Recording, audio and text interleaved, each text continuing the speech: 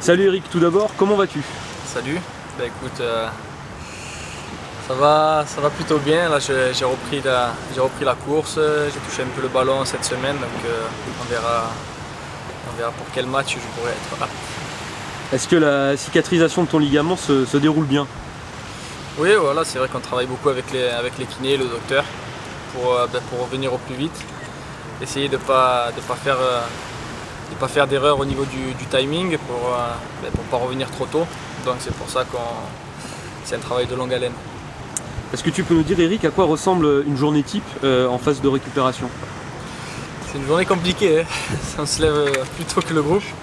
On arrive plus tôt au vestiaire, donc vers 8h30, 9h on arrive au vestiaire pour attaquer la muscu du bas, muscu du haut. Ah Lolo, tu passes derrière, tu me fais chier. On dirait-tu le mec en interview de son derrière qui font ça là, tu vois? Putain, le boulet quoi. Attends, du Des coup. fois en interview, t'as toujours un mec qui est comme ça derrière la caméra. Ah, J'ai pas fait exprès. il est au téléphone quand ça en direct. Attends, regarde, je suis en télé. Bon. Putain, j'étais bien parti. Mais oui, j'étais chaud. c'était bon. Tu feras un montage. Ouais, montage.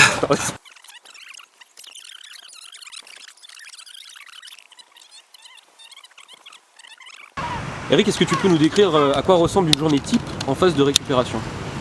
C'est une journée longue. On arrive le matin vers 8h30 pour attaquer la muscu du haut, muscu du bas pour entretenir tout ça. Après on enchaîne par des soins avec le docteur, les kinés qui nous font faire de la proprioception, tout ce qui est drainage du ligament. Et le strap qui dure, ça dure un moment quand même pour faire un strap parce que c'est quand même un gros strap que je fais pour le genou. Après on enchaîne par le terrain où on court, on fait beaucoup de physique pour garder la forme. Les premiers temps on n'arrive pas à toucher le ballon parce qu'on a vraiment mal, donc on fait beaucoup de courses dans l'axe, d'intermittents. Donc ça se passe comme ça et les semaines suivantes, la troisième semaine de la semaine où je suis en ce moment, c'est reprise du ballon, conduite de balle, toujours regarder le physique. Mais voilà, pour retrouver les sensations avec le ballon, des conduites de balle, des petites passes. Et là aujourd'hui on a attaqué les centres et les petites frappes. Donc, mais bon, toujours bon pied, toujours pied gauche, le pied où j'ai pas mal. Donc le pied droit on verra pour plus tard. On a vu que récemment l'OGC Nice employait la cryothérapie. Est-ce que pour ta cicatrisation tu as utilisé aussi cette méthode? J'ai utilisé 2 fois. La première fois pour ma première blessure à Nantes. La semaine on est parti en cryothérapie avec quelques joueurs. C'est sympa, c'est en 3 minutes dans une bulle un peu, et à moins 160, moins 168 je crois le maximum où on est monté. Enfin, on est descendu plutôt. Et pour que la cicatrisation se fasse plus vite. Est-ce que tu peux nous donner ton analyse sur le début de saison de l'OGC Nice avec finalement un bilan mitigé, une dépendance vis-à-vis de ta titularisation ou pas? On a vu quelques statistiques, on voyait que en fait, l'OGC Nice en Botiac marque moins de points par match. J'ai vu ça dans les stats. Après, cette année, il faut dire qu'on a une hécatombe de blessés malheureusement. Que ce soit moi ou aujourd'hui, on est une dizaine de blessés. Avoir un poste titulaire, donc c'est vrai que c'est difficile cette année pour nous, mais bon, on va s'accrocher. Il y a beaucoup de jeunes. L'année dernière, on a pu voir quand il y a eu des blessés, le coach a trouvé les solutions, a fait monter quelques jeunes qui ont tiré leur épingle du jeu, et cette année pour l'instant ça ne nous sourit pas. Donc j'espère qu'on va vite faire tourner cette tendance et remonter au classement.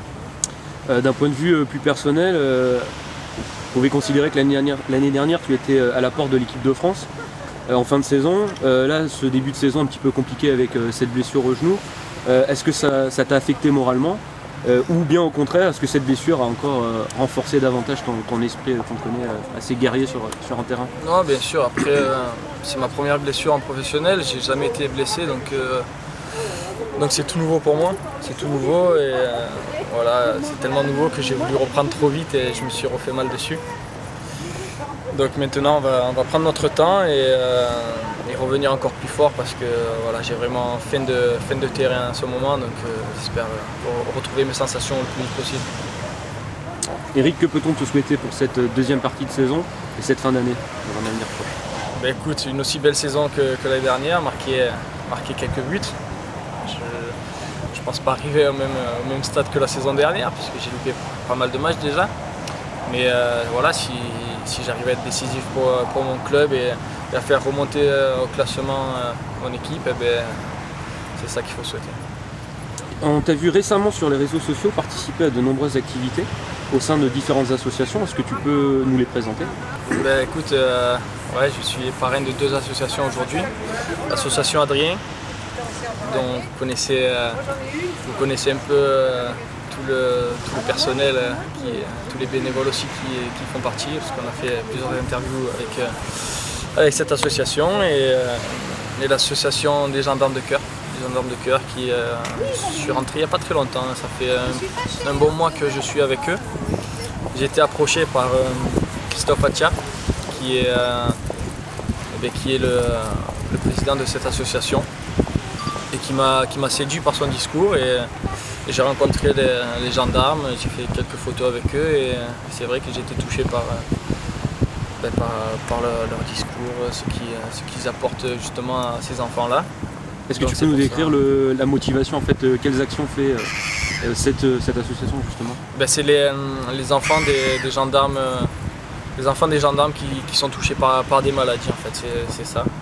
Un peu comme l'association Adrien, c'est les enfants malades, ça touche toujours les enfants.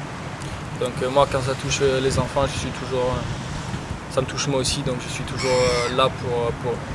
Et donc pour rebondir sur ce que tu viens de dire, est-ce que tu peux nous dire quelle importance ont ces parrainages dans ta vie professionnelle et puis dans ta vie d'homme aussi? Dans ma vie professionnelle, je fais pas ça pour avoir la lumière sur moi, loin de là. C'est vraiment personnel tout ça. Ça n'a rien à voir avec le foot ou avec quoi que ce soit. Moi, voilà, quand je vais dans les hôpitaux voir les enfants, et voilà, quand je suis à leur porte, que je vois qu'ils sont dans leur lit, et quand je rentre de suite la surprise, moi ça me fait chaud au cœur, ça, tu vois, c'est quelque chose qui me réjouit, et quand je les vois sourire, et ben, voilà, c'est des enfants qui parfois sont dans des bulles pendant 2 ans, 3 ans, qui bougent pas de leur bulle.